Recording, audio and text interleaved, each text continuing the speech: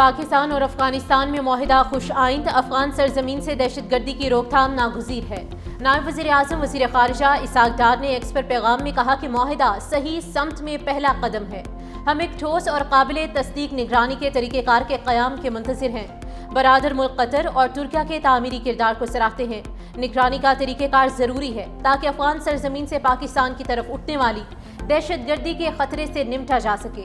مزید جانوں کے ضیاع کو روکنے کے لیے تمام کوششیں بروئے کار لانا ضروری ہے۔ دوحہ مذاکرات میں بڑا بریک تھرو، پاکستان اور افغانستان میں جنگ بندی معاہدہ ہو گیا، وزیر دفاع خواجہ آصف کی تصدیق۔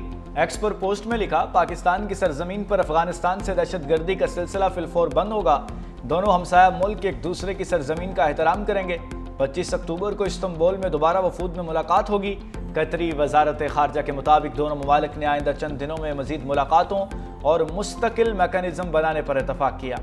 جنگ بندی خطے میں پائیدار امن کے قیام کے لیے مضبوط بنیاد فراہم کرے گی۔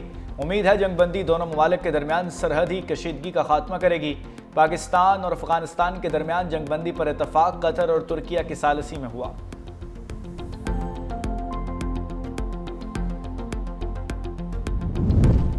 وزیر اعظم شہباز شریف کی ذاتی عمرہ میں نواز شریف سے ملاقات، دونوں رہنماؤں کے درمیان ملکی سیاسی صورتحال پر تبادلہ خیال۔ شہباز شریف نے پاکستان اور افغانستان میں مذاکرات کی تفصیلات سے آگاہ کیا۔ نواز شریف نے کہا کہ پاکستان ہماری ریڈ لائن ہے، کسی کو پاکستان کی طرف میلی آنکھ سے دیکھنے نہیں دیں گے۔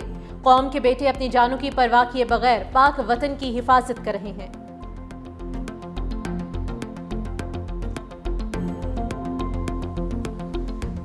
افغان طالبان اور فتنہ الخوارج کا گٹھ جوڑ بے نقاب، گرفتار افغان خودکش بمبار کے ہوشربا انکشافات۔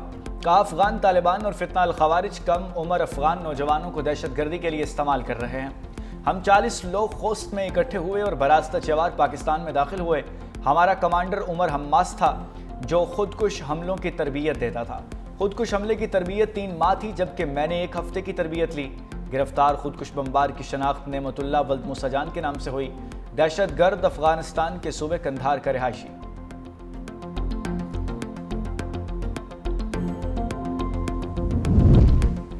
فتنہ ہندوستان کا انتہائی مطلوب دہشت گرد ہلاک۔ دہشت گرد جمیل عرف ٹیٹک ضلع پنجگور کا رہائشی تھا۔ پنجگور اور بلیدہ سمیت متعدد علاقوں میں دہشت گردانہ کارروائیوں میں سرگرم تھا۔ دہشت گرد جمیل 2022 میں پنجگور ہیڈ کوارٹر پر حملے سمیت کئی دہشت گردانہ کارروائیوں میں ملوث رہا ہے۔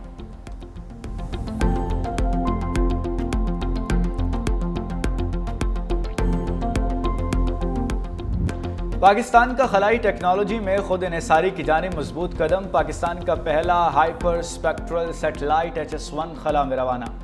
قومی پروگرام جدید اپلیکیشنز کے دور میں داخل ہو گیا۔ ڈائریکٹر اسپارکو ڈاکٹر شفاعت کی تاریخی کامیابی پر قوم کو مبارکباد۔ چین سے ہونے والی لانچنگ کا اسلام آباد میں اسپارکو ہیڈ کوارٹر سے براہ راست مشاہدہ۔ اسپارکو کے مطابق سیٹلائٹ زراعت، شہری ترقی اور ماحولیاتی نگرانی میں اہم کردار ادا کرے گا۔ سیلاب، لینڈ سلائیڈنگ اور دیگر قدرتی آفات کی پیشگوئی میں بھی معاون ثابت ہوگا۔ HS-1 ماحولیاتی تبدیلیوں اور ارضیاتی خطرات کی بروقت نگرانی میں مدد دے گا۔ نائب وزیر اعظم اور وزیر خارجہ اسحاق ڈار کی پاکستانی سائنسدانوں اور ٹیکنیکل ٹیم کو پیشہ ورانہ مہارت پر مبارکباد۔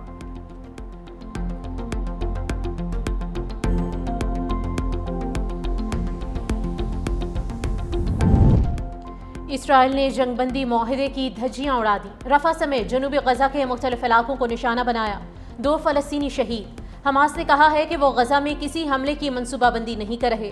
سیز فائر سے متعلق امریکہ کا بیان مسترد کر دیا، کہا امریکہ کے الزامات اسرائیلی پروپیگنڈے کی ترجمانی ہے۔ امریکہ اسرائیل کو جنگ بندی معاہدے کی خلاف ورزیوں سے روکے۔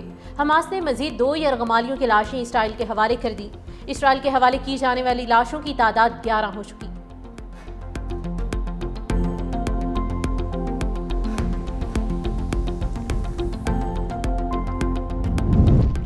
اقوام متحدہ کا کہنا ہے کہ غزہ میں 70,000 ٹن دھماکہ خیز مواد ہے جو پھٹا نہیں۔ غزہ میں موجود بارود مواد لوگوں کے لیے خطرے کا باعث بن سکتا ہے۔ بارود کے باعث غزہ میں صفائی کا عمل مشکل ہو گیا۔ صفائی مکمل کرنے پر سالوں لگ سکتے ہیں۔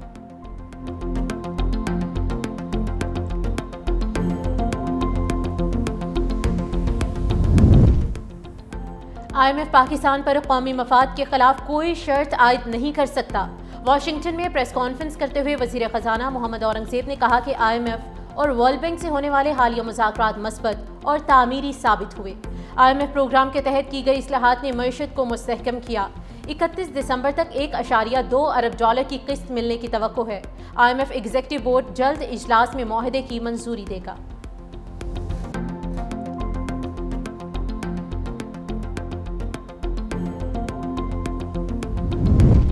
پاکستان اور مصر کا بحری اور صنعتی شعبوں میں تعاون بڑھانے پر اتفاق، بلیو اکانومی کو فروغ دینے کا عزم۔ SAFC کی معاونت سے پاکستان کی بحری اور صنعتی شعبوں میں بین الاقوامی شراکت داری۔ وفاقی وزیر برائے بحری امور اور مصری سفیر میں اہم ملاقات۔ وزیر بحری امور کی فریقہ وسطی ایشیا اور مصر میں پاکستانی ہاؤسز قائم کرنے کی تجویز۔ مصری سفیر کی جانب سے سوئز کینال کے فری زون تجربات کے تبادلے میں پاکستان کے بحری شعبے میں تعاون کی پیشکش۔ ملاقات میں دو طرفہ تجارت کو فروغ دینے کا بھی عزم کیا گیا۔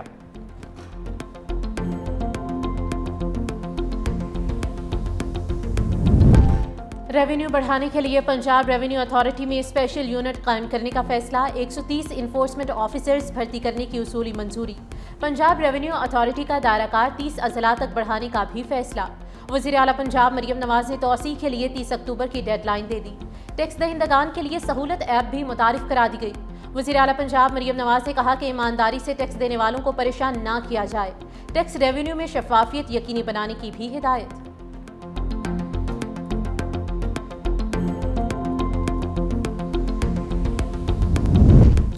ٹماٹر کی خریداری جیب پر بھاری، لاہور میں 500 سے 6 روپے 600 کلو تک فروخت ہونے لگا۔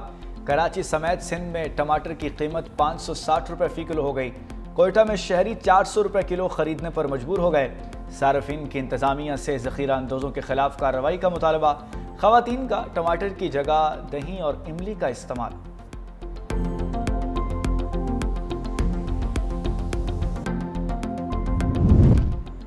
ربی سیزن کے لیے گندم کی امدادی قیمت جلد مقرر کیے جانے کا امکان۔ گندم کی سپورٹ پرائس 3400 مقرر کرنے کی تجویز ہے۔ وفاق اور صوبائی حکومتیں رواں برس گندم خریدیں گی۔ گندم کی یکساں سپورٹ پرائس کے لیے صوبوں اور وفاق کے درمیان مشاورت جاری۔ وفاقی حکومت 15 لاکھ ٹن گندم خریدے گی۔ گندم کی سرکاری خریداری سے متعلق جلد ہی فیصلہ کیا جائے گا۔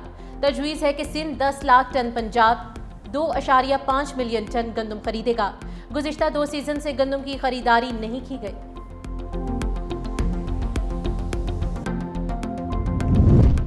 خیبر پختونخوا کے 7 اضلاع میں ضمنی بلدیاتی انتخابات، ووٹنگ کی گنتی جاری۔ کوہاٹ، ڈی آئی خان، نیبٹ آباد، مانسہرہ، مالاکنڈ، شانگلہ اور اپردیر میں ووٹ ڈالے گئے۔ 66 پولنگ سٹیشنز پر 201 پولنگ بوتھز قائم کیے گئے۔ 88 حساس پولنگ سٹیشنز پر سیکیورٹی کیمروں کی مدد سے نگرانی۔ جنرل، خواتین، مزدور، کسان اور نوجوانوں کی نشستوں کے لیے رجسٹرڈ ووٹوں کی تعداد 88,000 سے زائد ہے۔ پولنگ کے دوران کوئی ناخوشگوار واقعہ نہیں ہوا۔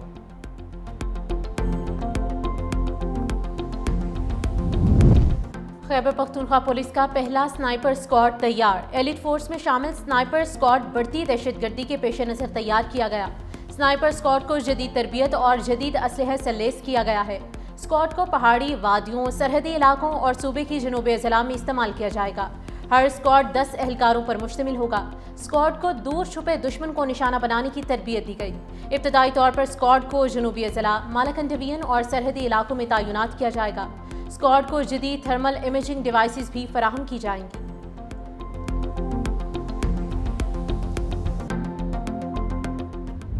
ISPR کا نیا نغمہ قوم کے شہیدوں تمہیں سلام ریلیز کر دیا گیا۔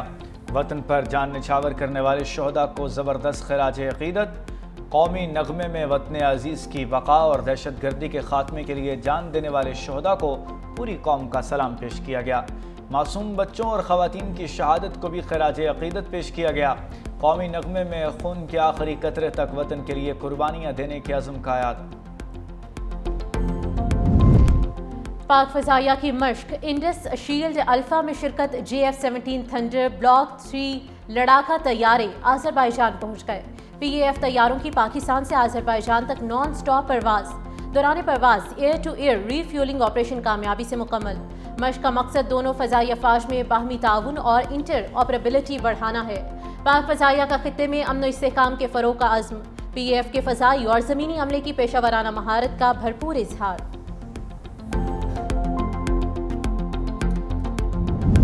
ملتان میں وابڈا ٹاؤن فیز 1 کے علاقے میں چوری کی بڑی واردات، چور گھر سے 120 تولہ سونا اور 1,30,000 سعودی ریال لے کر فرار۔ کاشف نام شہری کی مدعیت میں نامعلوم ملزمان کے خلاف مقدمہ درج۔ پولیس کے مطابق کاشف پراپرٹی ڈیلنگ کے کاروبار سے وابستہ ہے۔